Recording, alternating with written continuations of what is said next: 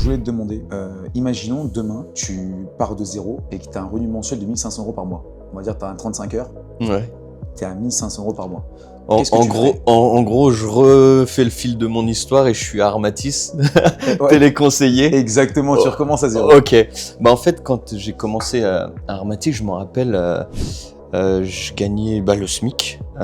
Il y avait une aide, puisqu'il fallait que je sois véhiculé, il y avait une aide de la CAF pour faire un crédit à 0%. Donc j'avais fait un crédit à 5 000 € pour pouvoir être véhiculé. Aujourd'hui, potentiellement, je le ferai pas parce qu'il y a les trottinettes électriques. Donc je me prendrai une trottinette électrique pour être autonome et libre. Et ensuite, j'irai au travail avec. Au lieu de faire ce crédit-là pour un véhicule, je le ferai pour un appart. Ok. Tu vois ce que je veux dire? Ouais, tu vois tes priorités autrement. Voilà, donc j'achèterai un appart, bien sûr avec les principes de l'investisseur, acheter pas cher, rénover pas trop cher, et le valoriser, et le jour où tu veux le vendre, tu te ferais un capital.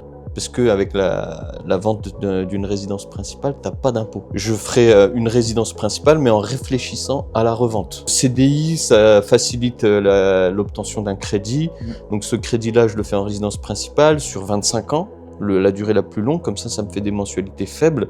Au lieu de payer un loyer aux caisses, je le garde pour moi. Le jour où je le vends, ça me fait du cash. Si je veux pas le vendre, je le mets en Airbnb, ça me fera du cash flow. Donc ça m'augmentera les revenus.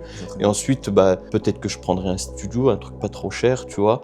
Et la fois d'après, vu que j'aurais fait une plus-value ou j'aurais plus de revenus, je partirai sur un T2 ou 2 apparts, etc.